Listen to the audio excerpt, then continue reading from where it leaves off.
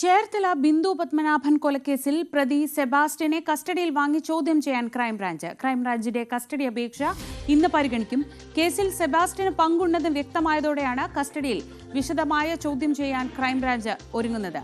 ഇതിനകം നിരവധി പേരെ ഈ കേസുമായി ബന്ധപ്പെട്ട് ചോദ്യം ചെയ്തിരുന്നു. ഇവരിൽ നിന്ന് ലഭിച്ച തെളിവുകളുടെ അടിസ്ഥാനത്തിൽ കൂടിയാകും സെബാസ്റ്റ്യനെ ചോദ്യം ചെയ്യുക. ശരണ്യ സ്നേഹജൻ വിവരങ്ങളുമായി. ശരണ്യ, ഈ കേസ് മാത്രമല്ല, ചേർത്തലയിൽ കാണാതായ പല സ്ത്രീകളുടെ തിരോധാന കേസുമായും സെബാസ്റ്റ്യന് ബന്ധമുണ്ട് എന്ന് കൃത്യമായി ബോധ്യപ്പെട്ടെങ്കിലും അതിന് തെളിവുകൾ കണ്ടെത്തുക എന്നതായിരുന്നു ഏറ്റവും വലിയ വെല്ലുവിളി.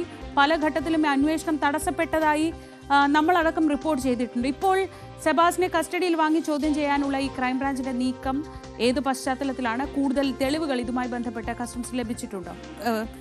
പോലീസിന് ലഭിച്ചിട്ടുണ്ടോ? ശ്രീജ, ഇതിനകത്ത് ഏറ്റവും നിർണായകമായ ഒരു ഘട്ടത്തിലേക്ക്, അതായത് ബിന്ദു പത്മനാഭൻ തിരോധാന കേസിൽ നിർണായകമായ ഒരു ഘട്ടത്തിലേക്ക് ക്രൈംബ്രാഞ്ച് കടക്കുന്നു എന്നുള്ളതാണ്.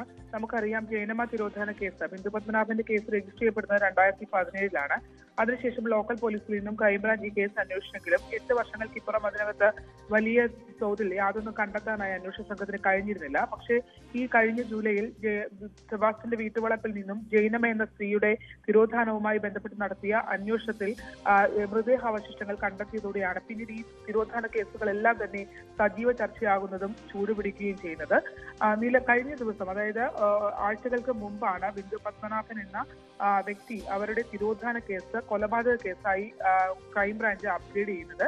അതായത് 302 അടക്കമുള്ള വകുപ്പുകൾ ചുമത്തിക്കൊണ്ട് അതുവരെ ഒരു മിസ്സിംഗ് കേസായി നിലനിന്ന കേസ് പിന്നീട് അത് കൊലപാതകമാണ്, ബിന്ദു ജീവിച്ചിരിപ്പില്ല എന്നുള്ള റിപ്പോർട്ട് കോടതിയിൽ ക്രൈംബ്രാഞ്ച് നൽകുന്നത്. അന്വേഷണ ഉദ്യോഗസ്ഥർ നൽകി. അതിനുശേഷം അതിന്റെ ഒരു മറ്റു നടപടിക്രമങ്ങളിലേക്ക് കടക്കണം എന്നുള്ള ഒരു തീരുമാനത്തിലേക്ക് അന്വേഷണ സംഘം എത്തുകയും ചെയ്തു. ഏറ്റുമാനൂർ കോടതി, നിലവിൽ ജൈനമ്മ കേസിൽ അറസ്റ്റിലായിട്ടുള്ള സെബാസ്റ്റ്യൻ ഇപ്പോൾ ഏറ്റുമാനൂർ കോടതിയുടെ കീഴിൽ റിമാൻഡിലാണ് ഉള്ളത്. ഇയാളെ കോട്ടയം ജില്ലാ ജയിലിലാണ് സെബാസ്റ്റ്യൻ ഉള്ളത്.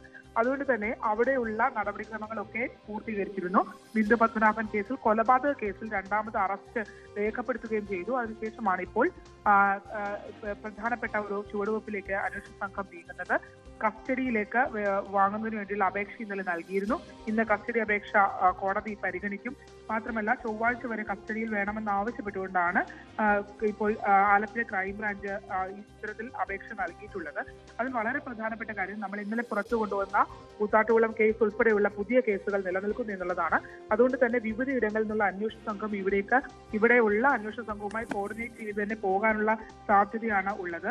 കാരണം ഇപ്പോൾ ജൈനമ്മ തിരോധാന കേസ് അന്വേഷിക്കുന്ന കോട്ടയം SP, ഒപ്പം തന്നെ ആലപ്പുഴ ക്രൈംബ്രാഞ്ച് SP ഷൗക്കത്ത് അലി, ജില്ലാ പോലീസ് മേധാവി മോഹനചന്ദ്രൻ അടക്കമുള്ള ഒരു 3 പേര് നേതൃത്വം ലീഡ് ചെയ്താണ് കേസ് മുന്നോട്ട് പോയിക്കൊണ്ടിരിക്കുന്നത്.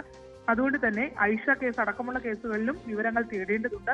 നമുക്കറിയാം, കഴിഞ്ഞ ദിവസം നമ്മളോട് തന്നെ വെളിപ്പെടുത്തൽ നടത്തിയ സതീശനെ അന്വേഷണ സംഘം കസ്റ്റഡിയിൽ എടുത്തിരുന്നു. സതീശനെ ദീർഘനേരം ചോദ്യം ചെയ്തു. ഒപ്പം തന്നെ സതീഷിന്റെ വീട്ടിലും ലോഡ്ജിലും റെയ്ഡ് നടക്കുന്ന സാഹചര്യം ഒക്കെ ഉണ്ടായിട്ടുണ്ടായിരുന്നു. നമ്മളോട് പറഞ്ഞതിന്റെ അടിസ്ഥാനത്തിൽ നോക്കുകയാണെങ്കിൽ ഏറ്റവും ഒടുവിൽ ബിന്ദുവിനെ കണ്ടു എന്ന് മാധ്യമങ്ങൾ നമ്മളോട് സ്ഥിരീകരിച്ച ആളാണ് സതീശൻ. അതിനുശേഷം ബിന്ദു ജീവനോടെ ഇല്ല എന്നുള്ളൊരു കണക്കുകൂട്ടലാണ്. അതുകൊണ്ട് തന്നെ ഇതിനകത്ത് നിർണായകമായ വിവരങ്ങൾ സതീശനെ ചോദ്യം ചെയ്തതോടെ പോലീസിന് ലഭ്യമായിട്ടുണ്ട് എന്നുള്ള സൂചനകളും ഒക്കെ നമുക്ക് ലഭ്യമാവുന്നുണ്ട്. എന്തായാലും വരുന്ന ഒരാഴ്ചക്കുള്ളിൽ ബിന്ദു പത്മനാഭൻ കേസിൽ നിർണായകമായ ചുവടുവെപ്പ് അന്വേഷണ സംഘത്തിന്റെ ഭാഗത്തുനിന്ന് ഉണ്ടാകും. ശ്രീജ. ശരി, ശരണ്യ സ്നേഹജനാണ് വിവരങ്ങൾ നൽകിയത്.